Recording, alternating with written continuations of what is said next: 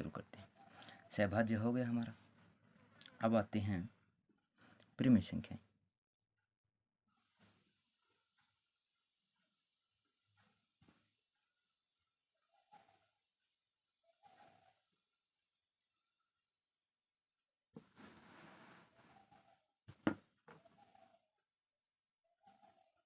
जिन संख्याओं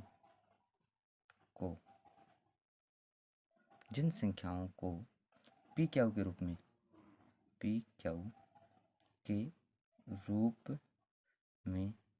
लिख सकें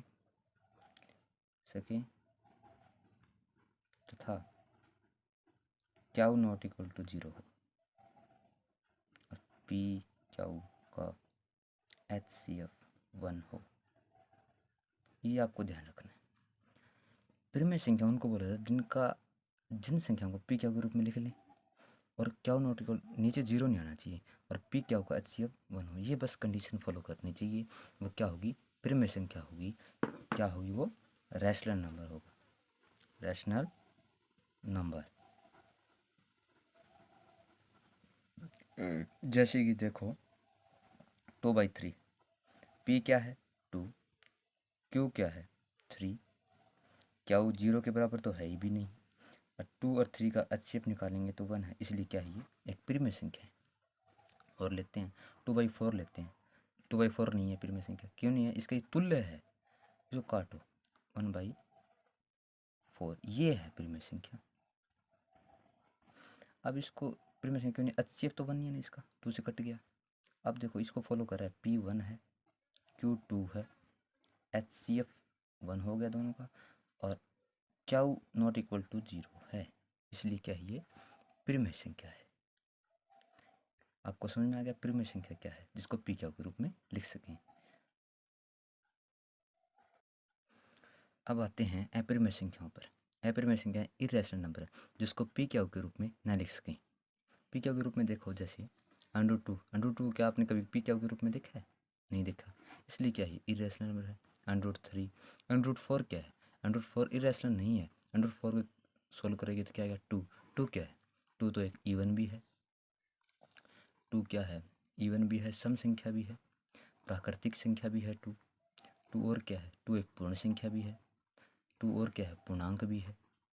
ये कैटेगरी के हिसाब से है, आपने देखा होगा उसी हिसाब से। इसलिए √5 को सोल्व नहीं कर सकते, पी क्यू के रूप में आता रहेगा, नहीं आ सकता इसको पी क्यू के रूप में √5, इसलिए क्या है ये not equal to P Q है, इसलिए क्या है ये अपरिमेय संख्या है। अब आते हैं वास्तविक संख्याओं पर। वास्तविक संख्या किससे कहते हैं? वास्तविक संख्याएं 2 प्रकार की होती है, वास्तविक संख्याएं, अवास्तविक संख्याएं। वास्तविक संख्या में परिमेय संख्या पूर्णांक, पूर्ण, प्राकृतिक, सम, विषम, भाज्य, अभाज्य संख्याएं, सहभाज्य संख्याएं, इन सब को मिला लें, बॉक्स में डाल दें तो उसको बोलेंगे वास्तविक संख्याएं। मुझे लगता है आपको सही से समझ में आ गया होगा। आप दोबारा से इसको रिपीट करें और समझें। एक बार समझने से किसी को समझ नहीं आता, आप दोबारा ध्यान से सुने इसको, मुझे पता है आपको ज़रूर समझ में आ जाएगा। अब आते हैं यूक्लिड विभाजन परिमेय। ये क्या है? यूक्लिड विभाजन परिमेय है, देखो कोई भी संख्या a है, कोई भी संख्या है जो b से बड़ी है, b भी कोई संख्या है, a को b से भाग देंगे तो ना a सदैव b क्यू क्वेश्चन प्लस में r रिमाइंडर के बराबर होगी। और जो रिमाइंडर होगा ना, जो शेषफल होगा हमारा, भागफल है यहाँ ये, इसको क्यों को क्या बोलेंगे? भागफल। क्वेश्चन इसको बोलेंगे शेषफल। तो शेषफल होगा ना जो 0 के बराबर, बड़ा और b से छोटा होगा, इस ही फार्मूले को नाम दिया गया है यूक्लिड विभाजन प्रमेय। अब समझने से ये है क्या चीज़, अब देखो इससे समझ में आएगा। एग्जाम्पल लेते हैं, मैंने 3 को 2 से भाग दिया, 2 1 जा 2, तो शेषफल क्या आया? शेषफल आया 1, सॉरी 3 में से 2 गया 1 आया। तो देखो 3 एक संख्या थी a के बराबर, यहाँ a था 3 और b था 2, तो 3 हमारा क्या है ए, तो बी क्या है 2, इसका क्वेश्चन क्या है 1, भागफल प्लस में रिमाइंडर क्या आएगा, रिमाइंडर 1। अब इसको देखो 3 2 प्लस में 1, ये बताता है हमें यूक्लिड विभाजन प्रमेय क्या बताता है, किसी संख्या को हम भाग देंगे तब हमारे पास जो क्वेश्चन रिमाइंडर आएगा, क्वेश्चन या भागफल से उसकी मल्टीप्लाई करके अब प्लस में रिमाइंडर जोड़ेंगे तो उस संख्या के बराबर होगा। ये फार्मूला हमें बताता है ऐसी। लेकिन ये समझ में नहीं आया सर रिमाइंडर वाला ये क्या तरीका है। अब देखो इसको समझने के लिए अलग से एक फार्मूला लो, समझते हैं एग्जाम्पल के तौर पे 2 को मैंने 3 से भाग दिया तो रिमाइंडर क्या आया 1, क्लियर। 4 से भाग दिया 2 को, 2 2 जा 4, 0। 5 से भाग दिया 2 को, 2 2 जा 4, 1 रिमाइंडर। आप यहाँ नोट करेंगे, देखो रिमाइंडर हर बार 2 से छोटा आ रहा है। लेकिन एक बात और हमें ये बताता है यूक्लिड विभाजन क्या बताता है हमें, ये बताता है देखो रिमाइंडर जो आएगा ना जिस संख्या से भाग दे रहे हो उससे छोटा आएगा। यहाँ 2 था, रिमाइंडर क्या आएगा 0 1, हमें पता लग गया। जैसे कि हम कोई भी संख्या लेते हैं, हम 5 को किसी संख्या से भाग देना है तो हमें पता ना हो कि रिमाइंडर कितना आएगा। तो इसके लिए जमा आसान है, क्या है हमें ये बताएगा, क्या यूक्लिड डिवीजन हमें ये बता देता है, यहाँ से ही पता लग जाता है हमें जो भी कोई भी संख्या हमें नहीं पता लेकिन 5 से भाग देने तो हमें पता है कोई भी संख्या होगी ना 5 से भाग देने तो रिमाइंडर आएगा 0 1 2 3 4, इससे छोटा ही आएगा। आप संख्याओं को भाग दे के देख सकते हो, 2 का 3 से 4 से 5 वो किसी संख्या से भाग दे लो आप, रिमाइंडर सदैव या तो 1 आएगा या 0। इसी प्रकार 5 को किसी और संख्या से भाग दोगे ना तो रिमाइंडर क्या आएगा, या तो 0 आएगा या 1 आएगा या 2 आएगा या 3 आएगा 4, इससे ऊपर नहीं आ सकता, तो इससे ऊपर हो ही नहीं सकता। फिर ये हमें कौन बताता है, यूक्लिड विभाजन प्रमेय हमें बताता है। यही तो है, समझ लें इसको नाम दिया गया है यूक्लिड विभाजन प्रमेय, इसको नाम दिया, आप याद कर सकते हैं इसको ऐसे। ये क्या बताने की कोशिश कर रहा है, ये ऐसे है, सब कुछ बता दिया आपको। अब आते हैं अंकगणितीय आधारभूत प्रमेय पर। ये क्या है, अभाज्य गुणखंडों में तोड़ना। समझ में नहीं आया सर, आप देखते हैं एग्जाम्पल के तौर पे समझ में आएगा ना। अंकगणित कोई भी संख्या लो, 28 लिया मैंने 28, इसको अभाज्य गुणखंडों में तोड़ना।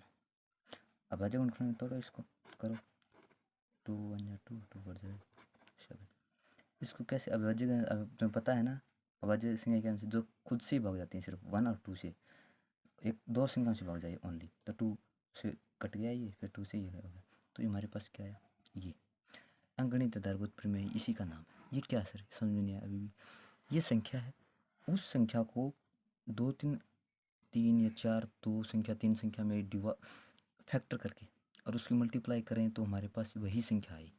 ये फार्मूला हमें बताने की कोशिश कर रहा है कि अंकगणित आधारभूत प्रमेय क्या है, किसी संख्या के टुकड़े करके दो एक से अधिक संख्या में बना दो और उसको मल्टीप्लाई करने पर वही संख्याएँ आनी चाहिए। एक 32 लो, यह हमें बताता है, जमा मज़ेदार है क्वेश्चन, करो इसको 2 से करेंगे तो 8 4 2 2 जा 4, तो हमारे पास 32 के फैक्टर क्या है 2 2 2 2 2।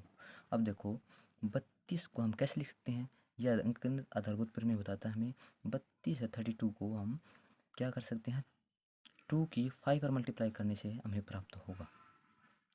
ये कौन बताता है, अंकगणित आधारभूत प्रमेय। अब आते हैं प्रमेय संख्याओं की शांत और अशांत, इसका क्या मतलब सर, समझते हैं। जैसे देखो कोई भी प्रमेय संख्या लो, कब शांत होगी कब अशांत होगी, देखो 2/3 है, 2/3, 2 को 3 से भाग देना है, नहीं दे सकते, पॉइंट लगा के दे सकते हो, पॉइंट लगाने के बाद कितने भी जीरो लगा सकते हैं, ये रूल है। 3 को यहाँ पॉइंट लगाया, 2 से जाएगा 2 किलो 20 हो गया, 20 हो गया, अब जाओगा 3 6 जा 18 पे गया 18 पे, अब 2 हो गया, फिर 2 0, फिर दोबारा 3 6 जा 18, फिर 2 0 3 6 जा 18, कितनी बार करते रहो, आएगा आएगा यही आता रहेगा। तो कभी भी ये सवाल फिनिश नहीं होगा, चलता रहेगा 6 6 6 6, इसलिए इसको क्या बोलेंगे, अशांत। अब एक संख्या और लेते हैं 5/4, 5/4 को 4 से डिवाइड करते हैं, 4 1 जा 4 तो 1, अभी नहीं पूरा, अभी पॉइंट लगा के फिर करते हैं, यहाँ पॉइंट लगाया 10, 4 2 जा 8 2 4 5 जा 4 जा 20, तो देखो ये फिनिश हो गया, ख़त्म हो गया, यहाँ भी समाप्त हो गया। इस हमारे पास आंसर आ गया। इसमें आंसर आया नहीं, चलता रहता है, हमारे पास आंसर नहीं है। इसमें आंसर आ गया, इसलिए क्या बोलेंगे इसको? शांत परिमेय संख्या। जो संख्याएं फिनिश नहीं होती उसको बोलेंगे अशांत, चलती रहे। जो शांत हो जाए उसको क्या बोलेंगे? शांत परिमेय संख्या। मैं आशा करता हूँ आपको सभी समझ में आया होगा। धन्यवाद।